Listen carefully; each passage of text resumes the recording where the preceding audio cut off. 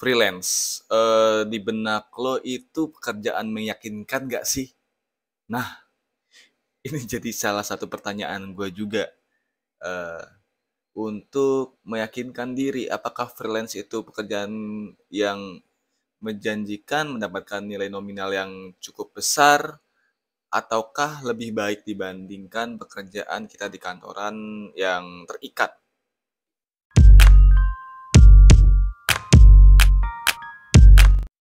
Oke, sebelumnya kita kenalan dulu, yang belum kenal, gue Dionysius Lee. Di channel Si Bambi ini gue cuma pengen ngobrol sama lo seputar kehidupan, percintaan, kayak tentang realita lah, karir, dan apapun yang bikin galau.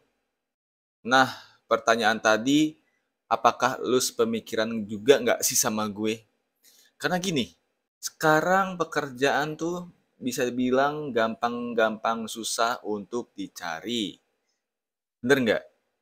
Nah, kalau kita kerja kantoran, itu kadang yang kita pikir ya aman, gaji bulanan, ya gaji bulanan, terus setiap bulan pasti ada, ya kan? Terus kesehatan menjamin karena ada BPJS atau asuransi-asuransi yang disediakan fasilitasnya sama perusahaan. Tapi terkadang di perusahaan sendiri yang kita rasakan adalah kayak pekerjaan dan nominal tidak sesuai. Hmm? Terus kebanyakan lembur. Itu maksud gue ya. Pekerjaan sama nominal tidak sesuai dengan kesepakatan. Terkadang ada perusahaan nakal seperti itu. Terus kita dituntut terus-terusan untuk apa ya? eh, Workaholic juga, burn out. Yang bikin kita itu kayak stres, selalu murung ya nggak sih? Dan di otak kita tuh eh ya gue pengen resign gitu tuh. Gue pengen resign gitu loh. Pasti ada yang kayak gitu. Dari lu pasti ada yang kayak gitu. Atau pernah, atau lagi di posisi seperti ini gitu kan. Dan gue sudah melakukannya gitu. Tapi dengan pilihan seperti ini, apakah freelancer itu menjanjikan?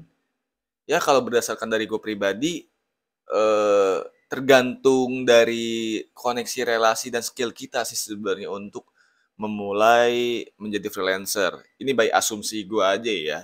Karena sebenarnya pekerjaan lepas itu tidaklah mudah gitu. Untuk menjadi freelancer, apa aja sih pertimbangannya? Nah, gue waktu itu sempet ngobrol-ngobrol juga sama Lino, itu salah satu temen gue di temen main, dia ada freelancer selama kurang lebih, kayaknya lebih sih, 4 tahun dia jadi freelancer dan dia memulainya itu setelah lulus kuliah sih katanya. Tapi dia sempat bekerja dulu dan akhirnya memutuskan menjadi freelancer. Susah-susah gampang kata dia, tapi lebih kebanyakan rumit. Susah. Ya, itu kebanyakan susahnya karena adalah pertama itu meyakinkan orang tua. Apakah menjadi freelancer itu menjanjikan setiap per bulannya, income-nya segala macam, apakah bisa menghidupi kehidupan lu? Itu pertanyaan sensitif dari orang tua biasanya. Karena ya wajar orang tua khawatir ketika nanti kita nggak punya uang seperti apa, ketika kita tidak sesuai dengan kerja keras seperti apa, itu freelancer-nya gitu, pekerjaan freelancer-nya. Kalau menjanjikan itu tergantung skill. Pertama skill, kedua tuh koneksi sih. Itu dua dulu, tapi yang utama biasanya skill. Kalau buat koneksi, cuman dalam artian di sini menjanjikan tuh ya namanya usaha ya pasti naik turun, itu udah pasti. Tergantung mau freelance-nya kerja remote, itu freelance bukan ya? Kerja remote, freelance lah. Itunya kan. Jadi kita bisa by kontrak atau by project atau by, jadi maksudnya menjanjikannya itu tergantung kita yang ngatur kayak gimana gitu.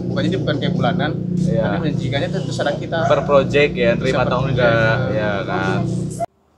Sebelum gue yakinin orang tua gue yakinin gue sendiri dulu. Yakinin diri Sebelum lu. gue freelance, karena ini kan maksud gue kalau gue udah keputusan jangan sampai nyesel gitu, dan jangan sampai gue tuh balik lagi kerja gitu. Baru gue tuh bilang ke orang tua gue 3 bulan sebelum gue lulus tuh gue bilang orang tua gue dulu gue mau freelance. Lu nggak mau kerja, Gak mau kerja, dan orang tua gue pasti tidak mengizinkan. Iya. Soal ngomongin freelance ini ya, bulan pertama Berapa? Gua kan mainnya Kisaran. kisaran ya ratusan dolar lah. Kan gua mainnya website luar. Gua mainnya nih ke website, bukan website. Ratusan dolar tuh kalau dirupiahin yang belasan juta. enggak nyampe. Enggak nyampe, jangan ratusan lah. Masih ya dekat-dekat UMR lah. Dekat-dekat UMR Jakarta lah. UMR Jakarta. Oh, 5 jutaan lah ya. Oke, 4 juta 5 Tapi juta. masih naik turun loh itu. Iya, paham. Nah, Pokoknya gua dapat izin itu setelah 6 bulan. Kalau mau yakin itu bukan yang penting, itu bukan yakinin orang tua. Yakin diri sendiri pertama, oke. Itu dulu. Gitu Kalau dulu. itu udah penting, Orang tua bukan pengakuan orang lain itu sebenarnya nggak penting. Intinya cuma di orang tua sih, kalau kita yakin udah bisa, udah matian, yakin skill kita, yakin sama intinya skill dulu lah. Habis itu nyoba website, kita udah ada penghasilan, udah tahu nih. Udah jadi harus punya plan A, plan B gitu. Jadi jangan cuman kayak freelance terus kayak nunggu bola gitu. Jadi kita harus jemput bola juga gitu. Main di banyak website. Jadi benar-benar kita tuh udah tahu mau ngapain, yakin sendiri. Nanti kalau itu udah yakin, orang lain nggak yakin juga nggak masalah. Yang penting kita udah tahu harus apa yang kita lakuin, dan skill tuh harus terus ditingkatin terus. Tapi terakhir ini nyaman nggak jadi freelancer? Kalau lebih capek freelance. Oh, capek freelancer. Lebih capek freelance. Kalian jemput bola ini bola ya. Lu tuh harus berpikir terus. Nggak bisa yang kayak cuman datang pagi jam 8. Nggak bisa, kita nggak bisa monoton gitu. Jadi freelance tuh lu bisa kerja seharian full seminggu malah. Nggak ada libur. Tapi lu bisa nanti bulan depan misalnya udah jadi lu punya target kecapai baru libur tuh bisa.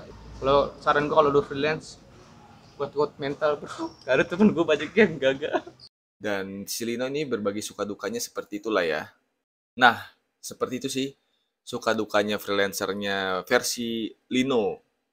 Karena ya lo tahu sendiri tuh, balik lagi, ada yang memutuskan untuk resign total dan memfokuskan diri menjadi freelancer, dan itu tidak berhasil. Wow, ngeri bro, ngeri. Tapi lebih baiknya nih dari gua adalah, yang lu masih bekerja, itu bekerjalah dulu. Ambillah freelance-nya itu di mungkin Sabtu Minggu atau jam malam setelah lu bekerja rutin kantoran ya. Ya resikonya adalah badan lu capek, kurang istirahat, itu resiko karena lu mengejar target itu. Target finansial sih lebih tepatnya, dan kemapanan. Nah, itu buat lo yang pengen menjadi freelancer, coba pikirkan lagi. Apakah sesuai dengan bidang lo, dan bukan berdasarkan ego dan FOMO ya. Bukan berdasarkan FOMO, wah freelancer lagi musim jadi content creator, gue jadi content creator juga. Terkecuali buat lo yang usianya memang baru lulus sekolah, baru lulus kuliah, mencari pengalaman, ikut-ikut temen, boleh lah. Tapi kalau yang usia 30-an, wah bahaya tuh.